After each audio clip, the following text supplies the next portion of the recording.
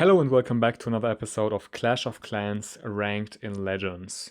Today I will be showing replays using this attack strategy, again using the Stick Horse, the new Barbarian King equipment, and the Giant Gauntlet, both not maxed, quite far from max actually. I'm using the same army as in my previous video, with the only difference being that I included Rocket Loons. This time, 5 Rocket Loons to snipe off defenses to make the Warden walk a bit easier or to make the Fireball a bit easier. This was the day. It wasn't perfect. It was far from perfect. I want to say the first 3 attacks here, these were the first 3 attacks, I was really struggling, I wasn't into it, I made a lot of mistakes and individual errors. And after the 3rd attack where I got my second 1-star, I just stopped recording and I took a break from the game. And then I came back to the game and decided to just do my attacks without recording them. Then I don't have to focus on talking while I'm doing the attacks. And from that point onwards, I was having a 3-star, another 3-star, then an 88% 2-star, another 3-star, and then a very close 95% time fail. And I think, if I remember correctly, even the 88% was a time fail, even though it was quite a lot of buildings left. If I remember correctly, it was a time fail. Maybe I'm wrong on this, I don't really remember. Well, anyways, so basically I didn't record most of these and I will just show them in the replays. And kind of talk about it, break it down, and so forth. So yeah, this is the first attack, the 1-star. I will start by placing the Warden on the right side here. Gonna do a Fireball on this Rage Tower. It's gonna be an okay Fireball. This area is a bit baited. I will place down another balloon for that reason.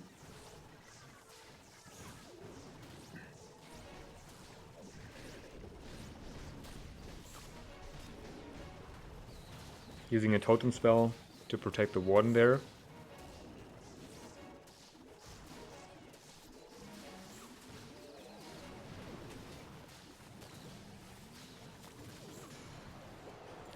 This is a point where I didn't really have to use the Icebox spell. I could have just made the defenses invisible because the Warden would target these storages. But I also noticed this while I was doing this, but I already placed down the Icebox spell and I wanted to get this over with, so. Yeah, the Warden walks down there on the right. I let him walk until I feel like the healers might get targeted by the Bomb Hive. Like, the Bomb Hive might kill my healers. So yeah, that's when I start the Log Launcher from the bottom. The Etcher Queen takes a lot of damage right away. Should have probably placed something else down first. Also already have to use spells to keep the Warden alive there. That's unfortunate. Then I placed down the World Champion. But as I saw here, I mean, it was just kind of unfortunate with the pathing. The Barbarian King decides to go to the left here. Maybe I should have placed the World Champion. Instead of placing her here, I should have maybe placed her a bit more here. That way the Barbarian King would have gone to the center. That would have been better. And yeah, that was, I think, one of the problems, because his pathing was awful. And then the Warden died as well. Yeah. Just a bit unfortunate, but it can happen as well.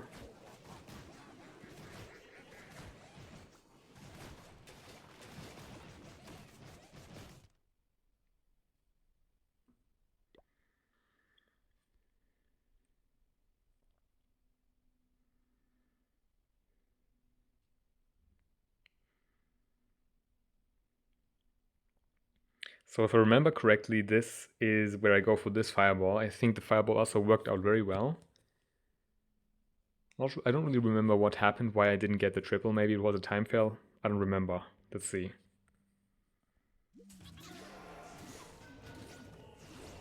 So I placed down the Warden to the left.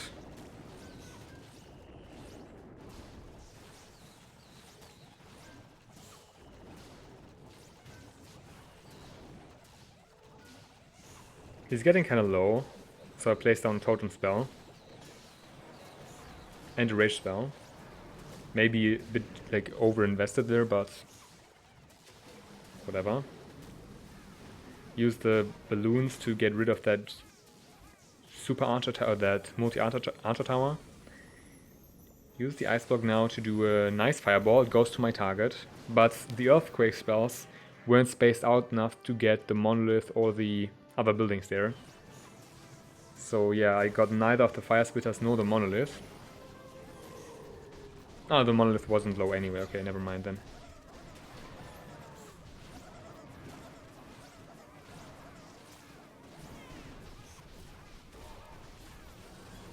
Yeah, Archer Queen, Royal Champion wasn't ideal. She goes to Phoenix ability while still in her Rocket Spear ability.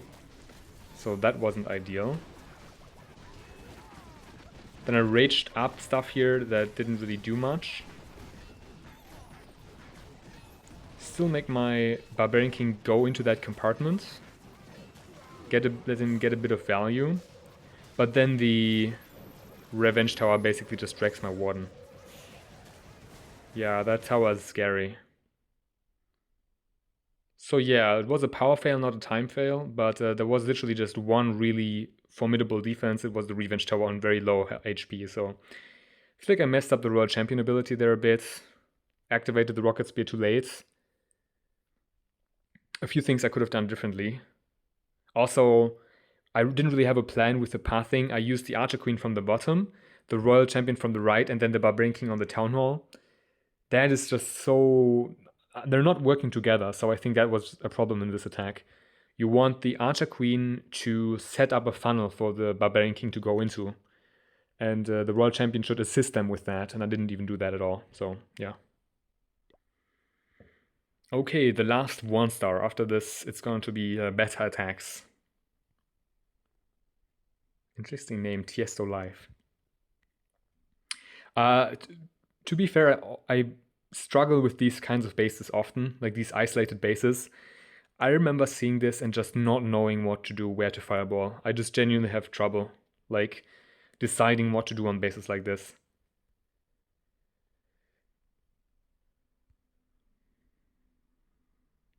I don't even remember what I fireballed up to this point even. I think, yeah, right, I fireballed that poison tower. I mean, sure, that's okay value. That's okay value.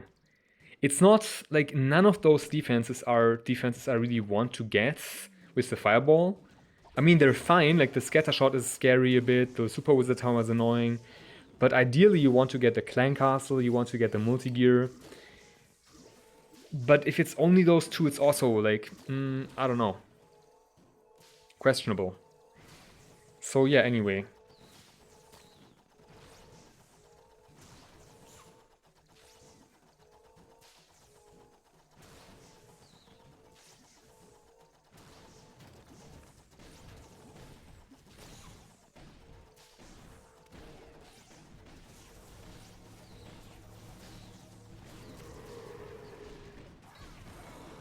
This is where I messed up the giant arrow, as I mentioned before.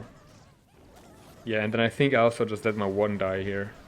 So yeah, this was obviously gonna end in a 1-star with the amount of things I messed up. Yeah. And I saw my Warden then, and then it was already too late. Royal Champion also already very low there.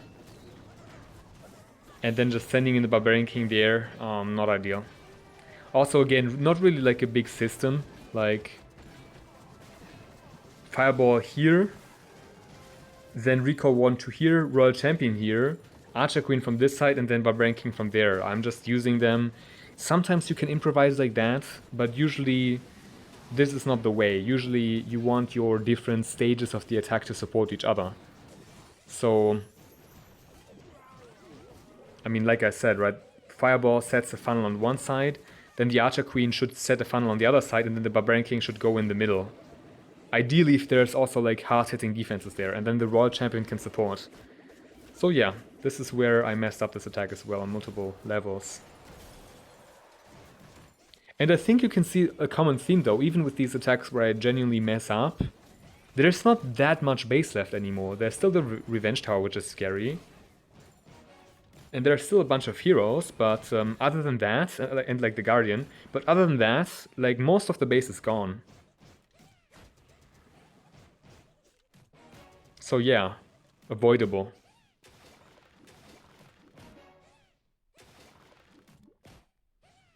Anyway, this is not going to lead to anything more, so yeah.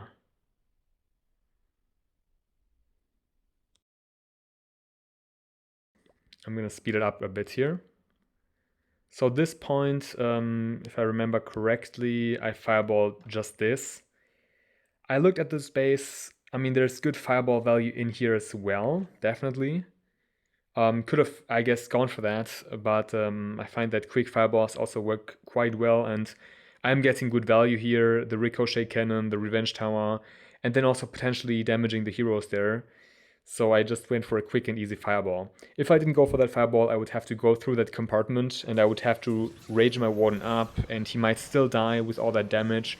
So I just decided to go for a quick and easy fireball. Exactly, then I let him walk for a bit. He went to the left side, which was perfect. Then I planned already I was going to use the Archer Queen somewhere on this side, so the log launcher can kind of deal with these defenses here. And then I planned that I would poison the clan castle there, and then I planned that I would probably use the Barbarian King to go in from here. So yeah, rage up the warden there so he can survive, do the log launcher Archer Queen, and the Barbarian King, placing him down as well. The Archer Queen funnels on one side, the Fireball funnels the other side, raging him up as well to get more value.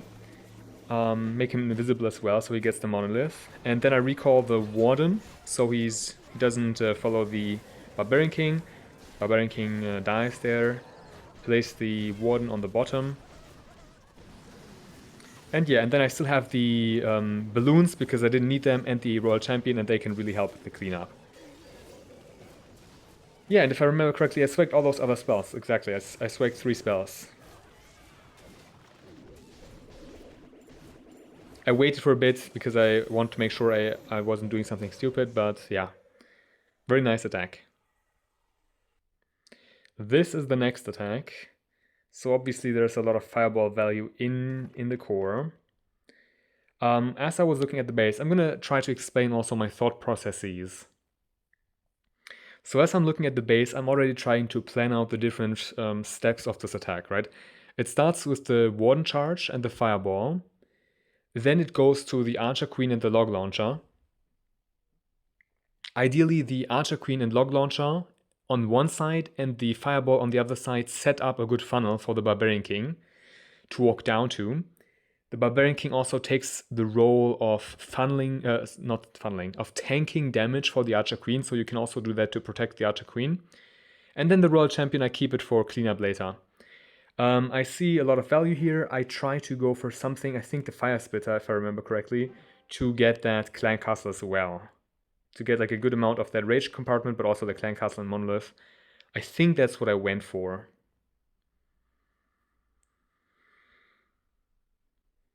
Speed it up here. Also, I placed down the Warden a bit to this side instead of up here, because I could also place him up here to get that fireball, but I want to funnel this side a bit more, because I'm gonna place the Archer Queen right here, right? And so she's going to funnel this side, and then I want this side to be quite narrow, so I'm funneling from this angle here, so the Barbarian King cannot walk to the wrong direction. So I'm deciding to do the Ice Block spell now. Yeah, exactly. We hit the Fire Splitter. Maybe I could have even done that like a moment before that. But yeah, it's fine. And as I see, as he walks into this damage, into these 3 heroes, I decide to pull him away and place him down there. Then I place down the Archer Queen. They start funneling here. And then I'm going to place the Barbarian King to deal with these defenses up here.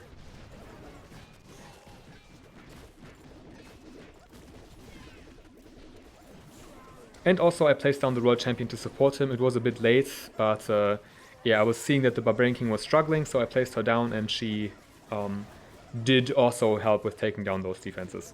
So yeah, another nice 3-star.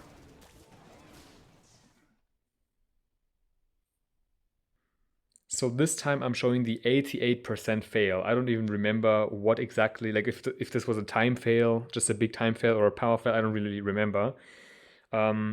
I remember thinking I would love to fireball this Revenge Tower to get the Clan Castle, to get the Fire Splitters and the Bomb Hive, but it just looked like an awful thing to fireball. And then I just decided to fireball this Rage Tower because it's much easier. Ah, yeah, and I remember actually this is an attack where my Warden died very early, so very preventable. This would have been a 3-star if my Warden didn't die so early. He dies at this spot here, because the Minion Prince just does a lot of damage, apparently. So yeah, quick, easy fireball here.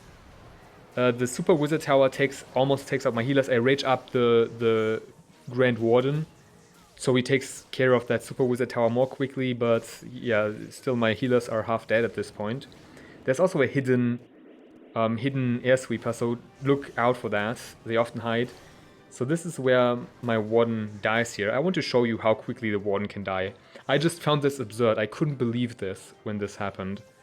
So yes, there's the super minion there, but it like barely gets off a shot at my Warden. It shoots one shot at my Warden. Okay, my Warden... Okay, and look at this now. Look at this! And they already placed down my recall spell, but it's already too late. It's like there was like 2 hits from the Minion Prince, and it's just enough to kill him. With that one super minion rocket and that one fire mite. I just couldn't believe it. I already placed down the recall spell, but he just died so quickly. Anyway, at that point I just try to do the rest of my attack, place down the log launcher to take care of that Rage Tower, place down the Royal Champion to take care of these buildings here, kind of set up or help the Barbarian King here. I think I'll place the Barbarian King down, exactly. Speed this up. I don't know why I'm having this on half speed. So yeah, rage them up here too. He dies there in the core. I raged him up in the hopes of him still getting the Town Hall, because I wasn't sure if I would get the Town Hall. He almost got it, it gets repaired. And then the Archer Queen luckily takes care of it, so at least I still get a 2-star. And I mean, as you can see, right, it's like... it's not that much base left. I mean, sure, there's still yeah, I also ice blocked the Queen there. There's still the Multi-Gear and the Monolith, but besides that, there's not much left in terms of base. So had I just recalled my Warden, this would have been a triple as well. He just died absurdly quickly.